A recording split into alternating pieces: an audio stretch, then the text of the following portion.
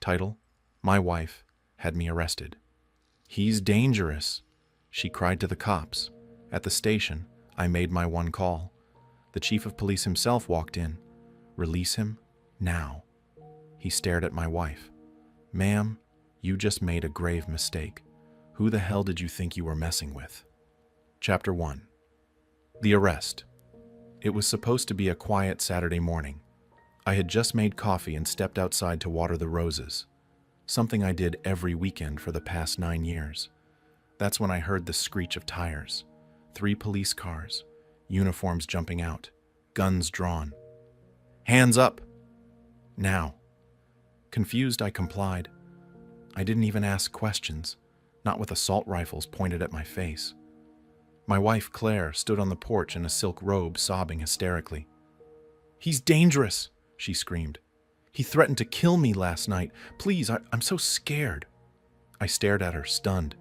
Not once in our marriage had I raised a hand to her, never even raised my voice beyond frustration. But here she was, playing the victim like a seasoned actress. The cuffs were tight, cold, and as they shoved me into the back seat, I locked eyes with her, and that's when I knew this wasn't a breakdown. This was planned. The station. They took my phone, my belt, my dignity. The officer at booking muttered something about domestic threats. I didn't speak. I didn't scream innocence. I just asked for my one call. They gave me the phone, and I dialed a number I hadn't called in 5 years. The voice that answered was deep, calm, dangerous. This line better be worth my time. "It's me," I said. She finally did it. Silence. Then, "Where are you?" "County holding.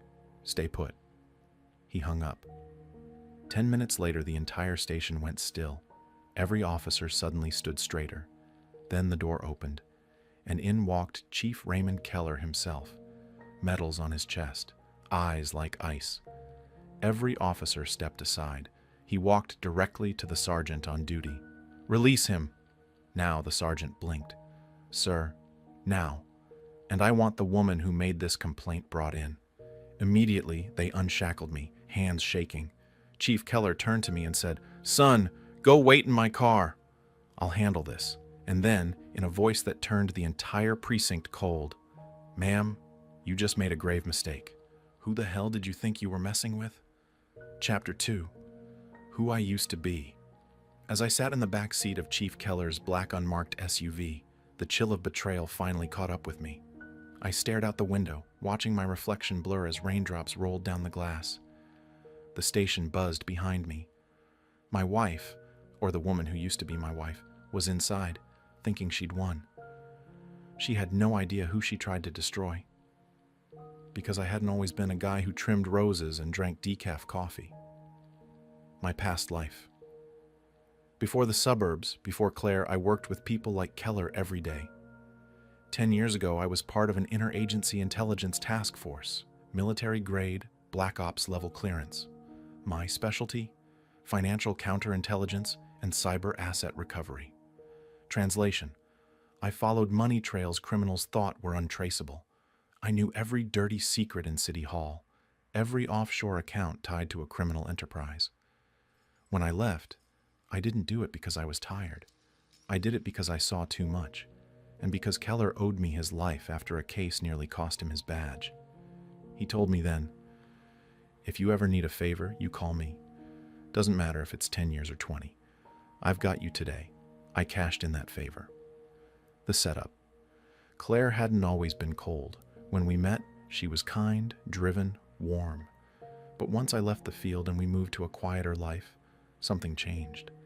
She wanted more, flashier, richer, louder, and I wasn't giving her that anymore.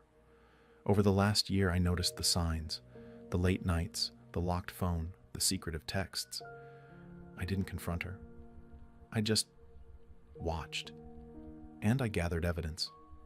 She thought I didn't know about the second bank account she opened under her maiden name, or the guy, a sweaty, low-level hedge fund manager named Carter, who picked her up from the gym in a BMW he couldn't afford. She was cheating. That hurt. But that wasn't enough for her. She wanted everything: the house, the cars, my pension, and to do it, She needed me gone. Framing me for domestic abuse? That would have made divorce court a breeze for her. The meeting chief Keller slid into the front seat beside me. He didn't start the engine, just handed me a folder. Inside were photos, surveillance shots of Claire and Carter laughing over drinks, transferring money, signing something. "She's been planning this for at least 6 months," Keller said. "I've had my guy on her since your first call a few weeks back. Is it enough? More than enough?" I nodded slowly, closing the file. "Good," I said, "because I'm not just leaving her." "What then?" "I'm taking everything, and I'll make sure the last person she ever lies to is herself." Chapter 3. The Ghost Exit. By sunrise the next morning, I was already gone. No slammed doors, no packed suitcases, no goodbye notes, just silence, and the faint echo of a man she thought she had erased. Claire woke up to an empty house. My phone, keys, and wallet were gone. The Range Rover, missing from the driveway. Her favorite robe, the one I always folded after laundry, still hanging on the door. But something was different. The entire house felt off. The vanishing act. In reality, I had spent the entire previous night executing a plan I'd prepared over weeks. My name was removed from every joint account. My assets, including 2 properties Claire didn't even know I owned, were transferred into a revocable trust. All credit cards in my name, canceled. The utilities, the car insurance, even the internet, all under my name, and now shut off. By 3 a.m., the home she fought so hard to win was just 4 walls, no heat, and an echoing emptiness. I didn't just leave Claire. I ghosted her, financially, digitally, and emotionally. No trail left. She tried calling me. I saw the logs later. Dozens of attempts. Blocked. She emailed, she texted, she tried to reach out to my friends, but I had already contacted the right people, shut down social accounts, and even rerouted my mail. Legally, there was nothing she could do. Keller had even arranged for a quiet legal team, one that specialized in high-asset divorce recoveries. They worked silently, freezing assets, filing injunctions, and preparing a surprise for her. The box I left behind. Before I walked out that night, I left one thing on the dining table, a small box, wrapped with a black ribbon. Inside, a USB drive containing copies of her messages with Carter, bank records proving she siphoned funds illegally from my pension account, photos of her forging my signature on property documents, and a single note, handwritten, "You tried to bury me. You should have made sure I was dead." The bomb drops. At 10:23 a.m., Claire called me one last time. She didn't know the call was being recorded. Keller's team was listening in, building a case. She screamed, she sobbed, she threatened, then she begged. "You can't do this. I have nothing. Carter left me. He said you scared him off. Please, just talk to me." I didn't mean for it to go this far, but it had gone too far. She burned everything, our marriage, my name, and her own future. I just whispered, "You'll be served tomorrow." Click. Chapter 4. Public Execution. The courtroom was colder than I expected. Not physically, it was well lit and climate controlled, but emotionally, it was glacial. I sat at the plaintiff's table, calm in a dark suit, fingers loosely folded. Claire entered flanked by her attorney, wearing a beige designer coat and oversized sunglasses like she was the victim. But this wasn't her show anymore. She used to rehearse drama in the mirror. Today, reality was the director. The opening act. Her lawyer tried to set the tone early. "Your Honor," he said, dripping with self-righteousness, "this is a case of domestic instability, manipulation, and—" "Objection," my attorney Keller said smoothly. "We'd like to begin with evidence." With a nod from the judge, the real performance began. Exhibit A, the affair and fraud.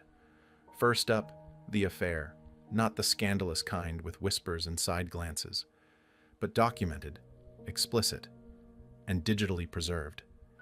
Keller projected messages onto the screen. Texts between Claire and Carter, dates, photos, Financial plans. Once the house is mine, I'll sell it. We'll split it and disappear. He's too dumb to see it coming. Her attorney objected, claiming emotional manipulation, but it was overruled. Then came the forged documents. 3 signatures allegedly mine, on papers transferring retirement assets into her private account. A handwriting expert confirmed, not mine. Claire had weaponized love, then committed felony-level fraud with a smile. Exhibit B, witnesses and reputation. Next, character witnesses. 2 neighbors testified they overheard Claire coaching their daughter to lie to officers the night she had me arrested. A former co-worker revealed that Claire used my business connections to pressure vendors into side deals without my consent. Even Carter, the lover she betrayed me for, testified under subpoena. She told me he'd die out of heartbreak. That he was weak, he muttered. He looked down the whole time. By then, Claire was visibly unraveling. The sunglasses were gone, her eyes bloodshot. The verdict. The judge didn't even need a full recess. Within 2 hours, the ruling came down. All jointly held assets to be liquidated, with 80% awarded to me.